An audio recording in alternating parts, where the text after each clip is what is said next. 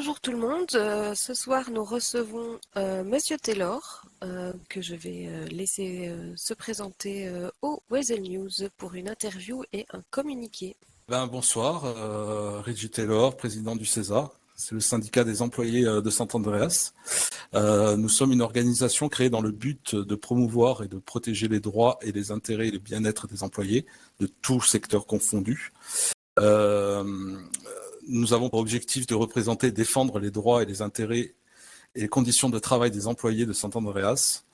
Nous participons aussi aux négociations avec les employeurs pour obtenir des conditions de travail justes et équitables.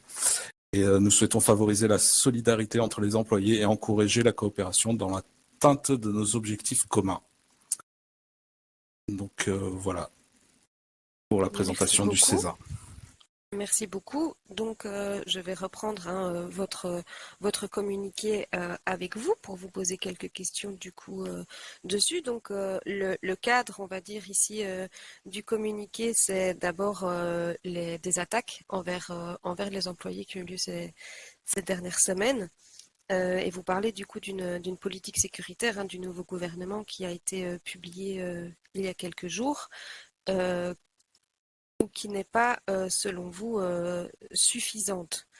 Est-ce que vous pouvez nous en dire un peu plus là-dessus?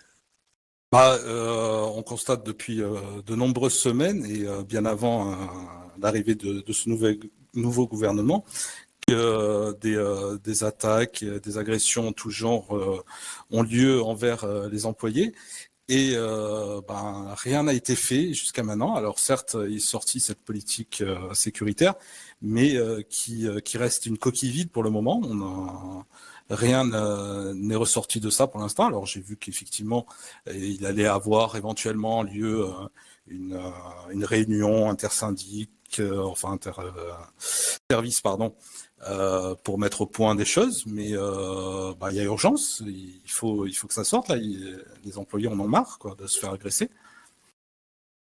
Et quels sont les actes ici que vous demandez au gouvernement?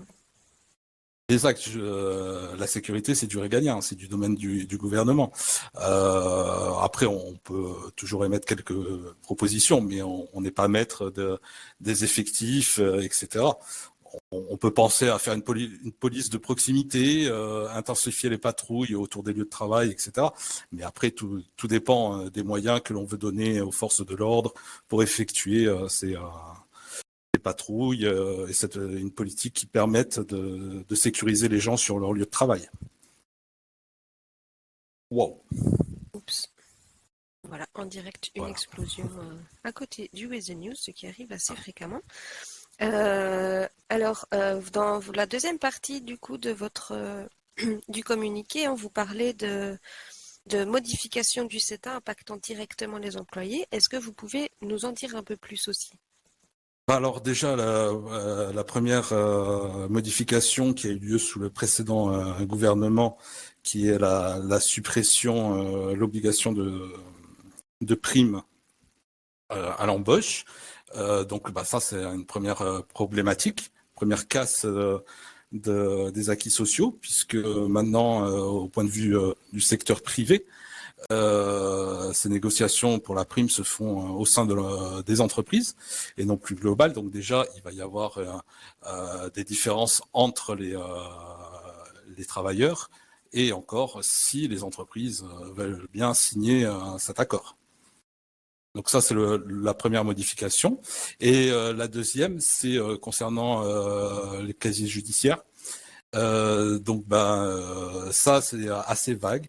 On ne sait pas quelles entreprises sont concernées. Qu'est-ce qui relève de la stratégie? L'électricité, la nourriture, on ne sait pas.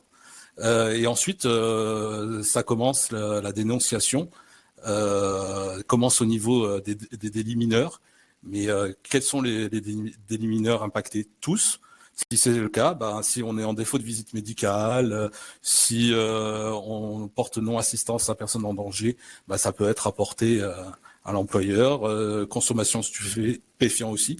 Est-ce que ça impacte une entreprise stratégique? Je n'en suis pas sûr. C'est assez délicat. On touche à comment dire mince, je perds mes mots. À la vie Excusez-moi. privée. Ah, voilà, à la vie privée, exactement. Merci beaucoup. J'ai encore une question par rapport du coup à la première modification du CETA sur les primes. Oui. C'est exact maintenant du coup que les représentants doivent discuter avec leur employeur. Est-ce que vous avez des nouvelles concernant du coup ces négociations qui ont Non, commencé? je n'ai eu aucune remontée à ce niveau-là, si ce n'est voilà, celle que vous avez publiée la dernière fois dans vos colonnes. Et Mhm. non, aucune remontée à ce niveau-là. Ok. Est-ce que du coup dans la dernière phrase du communiqué, nous espérons que le gouvernement prenne acte de celle-ci, donc des considérations, hein, les deux dont vous venez Mhm. de parler. Est-ce que vous espérez du coup une reprise de la discussion avec le gouvernement? Ah ben, déjà, ce sera pas une reprise, ce sera une prise, puisque Oui. à aucun moment les syndicats n'ont été, en tout cas le secteur privé et inter-entreprises ont été consultés. Ce que vous espérez, du coup, donc voilà, Ah, ben, une prise de communication comme vous le ah ben, dites.